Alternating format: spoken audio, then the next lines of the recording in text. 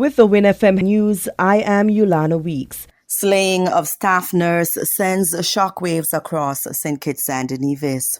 The St. Kitts and Nevis National Carnival Sugar Mass has become globally renowned, exemplifying the spread and evolution of the festival. The OECS Director General calls for a balanced management between the opportunities and risks presented by cruise tourism in the region. The details and more straight ahead.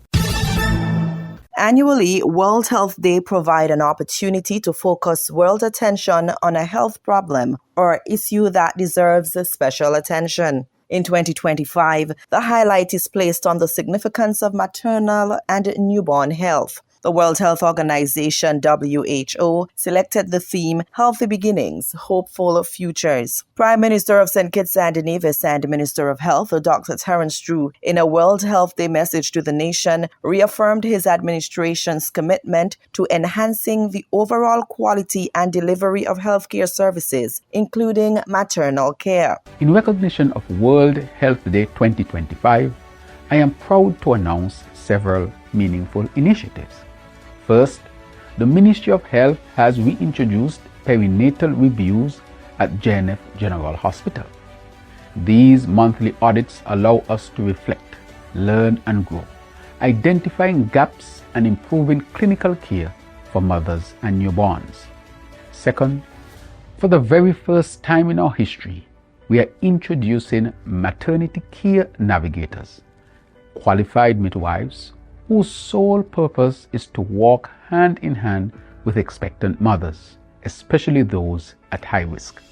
These navigators are more than guides, they are lifelines.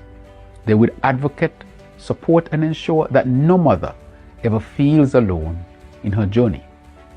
This year, our National World Health Day observance is a two-day program that will bring these commitments directly to our communities. On Monday, April 7, all health centers across the Federation hosted special antenatal clinics from 8 a.m. to 3 p.m., where pregnant women received expert guidance, practical tips, and compassionate care in support of their journey to motherhood. Additionally, newborn clinics were scheduled to take place at all health centers across the Federation on Tuesday, April 8, to offer invaluable support to new parents, including breastfeeding tips, developmental milestones, and the importance of vaccinations. Healthcare globally faces significant challenges, including the risks associated with obstetrics and delivery. Dr. Drew emphasized the importance of antenatal care, early detection, protection, and empowerment of children from birth. Over the past 5 years, from 2020 to 2024, an average of 546 pregnant women each year have received obstetric and delivery care at our two major hospitals. Around the same number of babies have entered this world each year. Each one a symbol of new beginnings. These births are not just numbers in a report. They are lives filled with potential, being nurtured from the very start by our dedicated community nurses and health professionals. But we know the journey to motherhood and infancy is often filled with challenges. The risks are real. And that is why my government, through the Ministry of Health, remains unwavering in its commitment to ensuring that every woman and every child, no matter their circumstance, has access to quality care at every stage of the journey. We believe that antenatal care must begin early, ideally within the first 10 weeks of pregnancy. Why? Because early care means early detection, early protection, and early empowerment. At each visit, we check on both mother and baby, conducting physical exams, blood tests for communicable diseases, ultrasound scans, and providing critical guidance on nutrition, hygiene, and lifestyle. It is care that not only heals, but also uplifts. The Prime Minister summed up the 2025 World Health Day theme in an inspiring way. He said, "When we invest in maternal and newborn health, we are not merely delivering medical services, we are delivering hope."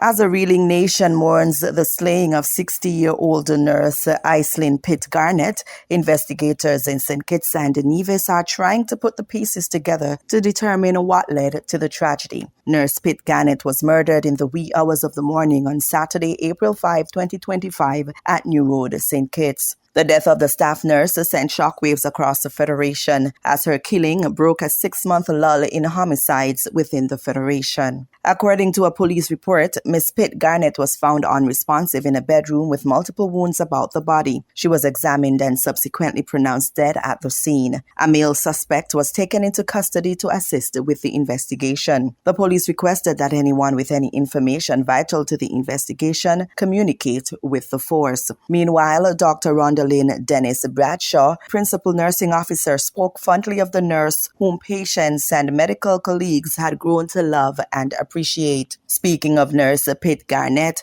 Bradshaw said, quote, "This loss is a heavy one, and the pain is raw and real. For 36 years, she served this nation with quiet strength and unwavering devotion. Most recently, she worked in the hemodialysis department, where her presence was more than just professional. It was healing. Her compassion touched every patient. Her wisdom guided every decision, and her gentle spirit brought comfort to those in her care. She was a kind of nurse who reminded us why we chose this path. Committed, dependable, knowledgeable, kind, and loving in all she did. To her patients, she was a steady hand and a reassuring voice. To her colleagues, she was a source of support, guidance, and a genuine friendship. Her professionalism was unmatched, and her dedication never faltered, even in the most challenging times. The nursing fraternity of St. Kitts and Nevis is in deep mourning. Her sudden passing has shaken us all. We not only lost a colleague, we lost a part of our foundation, someone whose presence enriched our lives and uplifted our spirits." Unquote. Senior Minister Dr. Denzel Douglas reflected upon the memories of Nurse Pitt Garnett, whom he remembered as a dedicated and dependable nurse with whom he worked and always had friendly exchanges. Quote, "Violence has no place in our society, and all acts of violence must be condemned by everyone," Douglas declared. In 2019, Nurse Pitt Garnett was one of 42 nurses awarded by the Joseph and France General Hospital for perfect attendance in 2018, highlighting her dedication to service and unwavering patient care.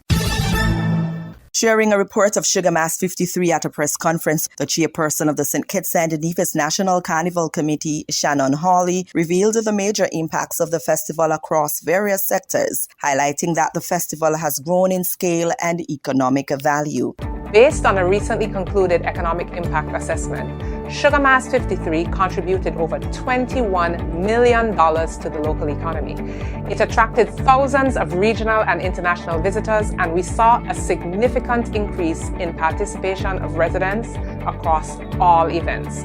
We saw the largest crowds at our Junior Calypso competition, the largest juve with over 6,000 participants, over 3,000 mass revelers, and the highest number of mass-scale successful private events. We also saw the highest arrivals at the RLB International Airport, and between 30 to 40% of active carnival attendees were visitors.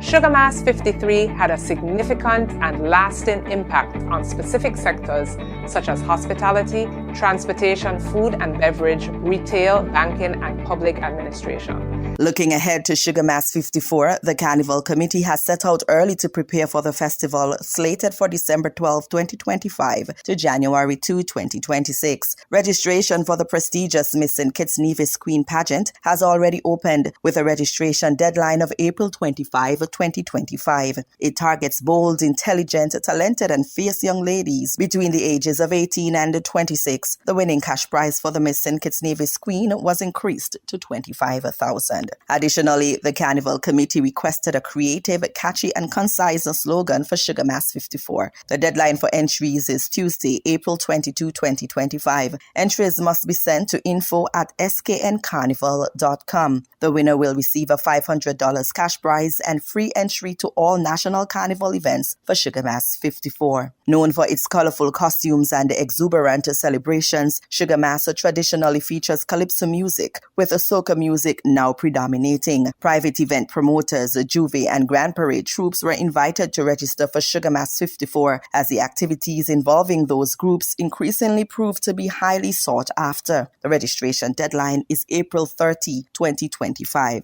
The full festival calendar will be released to the press and the general public in early June 2025, 6 months prior to the official start of Sugar Mass 54. Cruise tourism must not only generate income, but also become a driver for equitable, environmentally friendly development, explained the Director General of the Organization of the Eastern Caribbean States, Dr. Didacus Jules, in a presentation at the 8th Council of Ministers of Tourism meeting held in St. Vincent and the Grenadines. The OECS Director General emphasized the need to integrate sustainable practices into the tourism sector to preserve the natural attractions that visitors often enjoy. The large-scale waste and pollution generated by these ships strain our marine ecosystems. Coral reefs, which are already under threat, face additional pressures from anchoring and increased marine traffic. I have noticed in a couple of the member states when several of these ships are in port, because of the inadequacy of some of the harbors meant to contain all of them, they now anchor in pristine areas of the coast. Regional economic transformation through tourism is vitally important, Jules discussed, expressing that tourism officials in the region must explore how to maximize the flow of cruise tourism dollars into local communities. Then there's the issue of economic leakage. Perhaps most concerning is the fact that much of the revenue generated by cruise tourism does not remain in the region. Passengers often spend minimal amounts locally, while the bulk of profits are retained by the cruise lines. And I have been on cruises in the region. I can tell you that as a passenger, what you are offered as onshore experiences, the cost of that is a huge multiplier on what the local tour operators are receiving. Now I'm saying all of this, let's be clear, not to criticize cruise tourism, but to say that the scale and volume that this thing is developing right now, if we do not take some very clear strategic positions, we will lose control of that industry and we'll just be bus stops or sea stops along the way for the cheapest visitor experience, with us getting minimal returns. Among the various challenges facing the tourism sector in the region is the matter of climate change. Dr. Jules supports the implementation of greener practices for cruise lines. So we must strike a delicate balance between sustainability and expansion. This means implementing policies that encourage cruise operators to adopt greener practices. With the Ministers of Environment, we just had discussions on a ship-shore initiative that will have the cruise lines turn off their diesel engines while in port and switch to renewable sources or greener sources of energy, which would benefit our local economy, but also avoid the extra carbon generated by these ships. 3 of these cruise ships in our harbors, in the smallest OECS territories, put more carbon into our environment than the entire island does in 3 months. So adopting greener practices, more environmentally sustainable management of attractions, and investing in port infrastructure will help minimize environmental harm. The Sustainable Tourism Policy 2025 to 2035 was the main priority of the 8th meeting of the Council of Tourism Ministers held on March 28, 2025. The policy aims to transform the tourism sector into a sustainable economic catalyst for the region and an industry that promotes environmental sustainability and resilience. The meeting was attended by St. Kitts and Nevis' Minister of Tourism, Marsha Henderson. On the evening of Saturday, April 12, Jehovah's Witnesses around the world will gather for their annual commemoration of the death of Jesus Christ. In previous years, the event has drawn some 20 million people globally. Quote, "Every year, we are happy to invite as many persons as possible from our communities to celebrate the memorial of Jesus Christ's death and what it means for us," said Joel Paxson, spokesman for Jehovah's Witnesses. Quote, "We appreciate the great sacrifice that was made on our behalf and willingly extend the invitation to our neighbors to share in the remembrance with us," unquote. The annual observance of the Lord's evening meal will feature a talk highlighting the importance of Jesus' death and how all mankind benefits from his sacrifice. The event is 1 hour in duration and is free and open to the public. For more information about how Jehovah's Witnesses observe the Lord's Supper, visit the event's online invitation on jw.org, the official website of Jehovah's Witnesses. Regionally, well, as Trinidad and Tobago prepares for its upcoming general election, a leading technology expert is raising red flags about the growing role of artificial intelligence in political campaigning. Digital anthropologist Darren Dury is warning that technology has the potential to manipulate public opinion and affect the democratic processes. Dury further cautioned that AI-driven tools such as ChatGPT could pose significant threats to election integrity if left unregulated. Dury's comments come amid claims by opposition leader Kamala Persad-Bissessar that members of the PNM were using AI to stir fake news as part of the party's election campaign. Recently, an audio clip surfaced purporting the opposition leader and Chief Secretary Fali Augustine collaborating ahead of the election. Persad-Bissessar since labeled the audio clip as fake. Now, Prime Minister Stuart Young has since pushed back and said there is evidence to suggest that the UNC was using AI to create fake social media profiles and comments. Dury said he will not be surprised if the major political parties have incorporated AI as part of their campaigns. Whether it's currently playing a role, I mean, I wouldn't want to say no, but I'm almost certain that we do have technology and the use of artificial intelligence influencing what the general public might think about, political party A or political party B, especially when we know that, all of our political parties are actually utilizing social media for a lot of their campaign messaging. It makes it really difficult to discern, what's real and what's fake. Dury warned the population to be extra vigilant as it is now increasingly difficult to identify AI-generated content. So it's quite easy. And for those who, might not be familiar with technology, you now have to be aware that, what you might be seeing in a WhatsApp video that might be shared might not actually be the person who, is behind that. He might not, or she might not have actually recorded it, but it could have been, a fake image or a fake video that was used to create that. So it's quite easy, and that's going to make it more difficult, for even the least technologically savvy. Well, Dury contended that AI can bring innovative opportunities to improve political campaign strategies and engage voters. However, it also raises significant concerns regarding misinformation, security, and ethical practices. He argued that using AI algorithms can forecast voter behavior, which can potentially help swing regions with greater accuracy. While at the same time, chatbots can also be used to mass-produce misleading news articles, fake campaign messages as well. Jamaica, like the rest of the world, has been on edge since U.S. President Donald Trump announced a new tariff structure. The U.S. is Jamaica's largest trading partner, and since 1983, Jamaica has been part of the Caribbean Basin Initiative (CBI), which provides duty-free access for items sent to the U.S. market.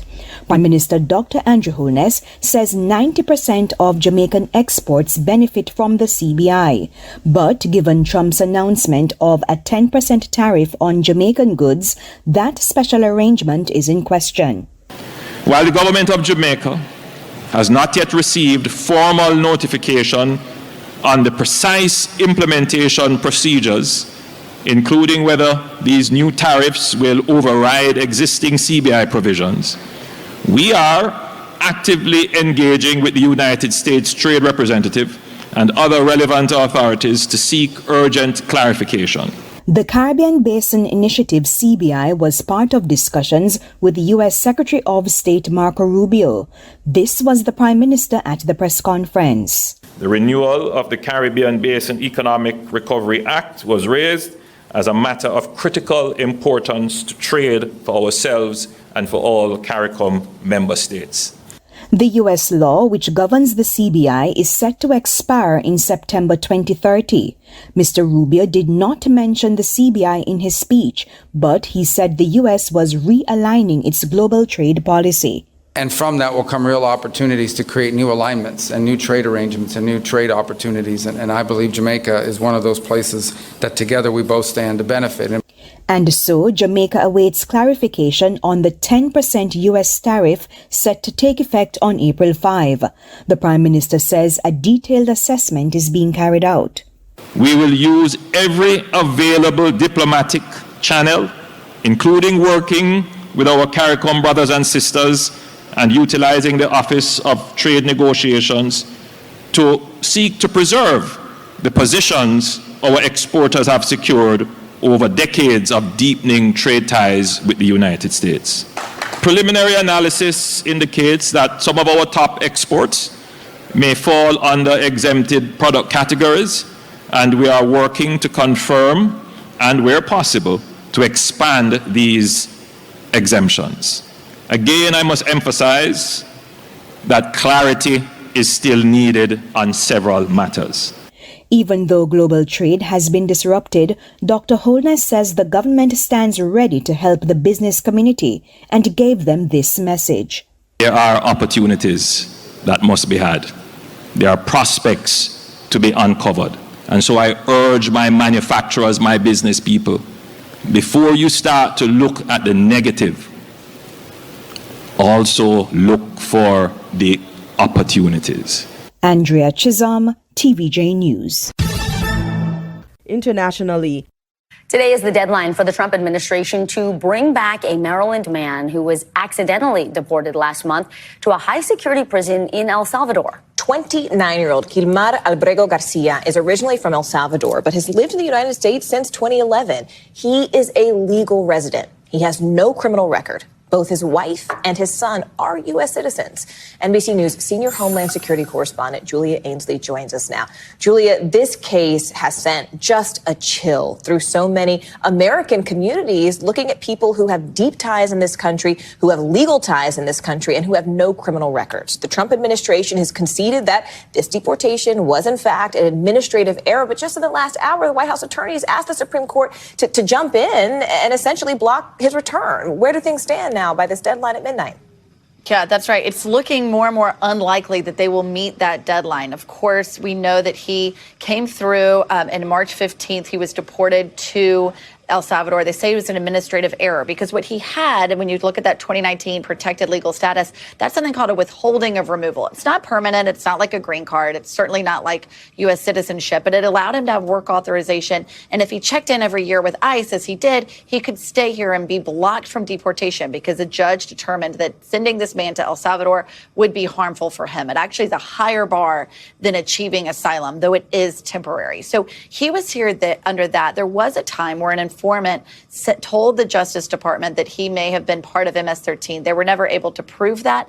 And what his lawyers are arguing now is that if they wanted to deport this man, they should have gone through due process to have that withholding of removal taken away from him. Instead, they didn't. And now they're saying it was an administrative error. And the Justice Department is now fighting this. The Solicitor General, the new Solicitor General, just told the Supreme Court that they cannot meet this arbitrary deadline. And they want the Supreme Court to step in because they think it's in violation of President Trump's presidential powers. And yet the Justice Department also did place an attorney on leave over this incident. They're calling it an administrative error. And yet they're saying, look, this guy did everything by the book. We still want his return to be blocked. Yeah, this is really interesting. I honestly had my jaw on the table trying to listen to what was happening inside court on Friday. This was Erez Ravini, who's a Justice Department lawyer, who basically went before this federal judge and just said the absence of evidence speaks for itself. I don't know on what authority this man was deported to El Salvador and held in this prison. Really, a lot of lawyers would argue doing his job, not going too far to protect the Trump administration in this case. But the Trump administration has since removed him from that post. And that is why what we're seeing now from the Solicitor General arguing to the Supreme Court is so important, because it's the first time we've been able to see how the Justice Department is defending this move in the first place. All right, Julia Ainsley with the latest on this case. Julia, thank you very much. EU trade ministers had to agree on the list of US products to hit with extra duties in response to Trump's tariffs. It wasn't going to be an easy task. The EU offered Trump a deal that would see cars and industrial goods traded with zero tariffs. It was a desperate attempt to prevent a trade war. The current trade situation with the United States, our most significant partner, is in a tough spot. A range of tariffs is hitting a significant portion of EU exports. In fact, 380 billion euros worth of EU exports to the US. So we are talking here some 70% of our total exports are facing tariffs of 20% or 25% or even higher. The EU will soon join China and Canada in imposing retaliatory tariffs. The first set of targeted countermeasures on $28 billion of US imports in retaliation for Trump's tariffs on European steel and aluminum. The EU remains divided over the scope of its response. The French want the EU to go further, but the Italians have urged Europe not to retaliate. Ireland is very clear, as I believe are the overwhelming majority of European countries, that any actions we take must be taken with one agenda in mind, and that is to de-escalate, to get to a point of negotiation. German Trade Minister Robert Habeck dismissed Trump's tariffs formula as flawed. Even the basis of the calculation is nonsense. Yes, the assumption that a trade budget surplus or deficit is a problem in itself is a wrong estimation, because in the end globalization serves all economies, and especially the American economy has huge growth figures in GDP, better than a lot of European countries. These are difficult times for Europe. The 27-nation bloc faces 25% import tariffs on steel, aluminum and cars, and reciprocal tariffs of 20% for almost all goods. If the tariffs remain, Europe's $585 billion exports to the US will hang by a thread. Stock markets in Europe tumbled on Monday, their worst fall since 2020. EU leaders fear the financial bloodbath could lead to global recession, and there's little they can do to solve things except hoping they can convince Trump on the mutual benefits of free trade and the risk of imposing protectionist measures. Hashim Al Jazeera, Luxembourg.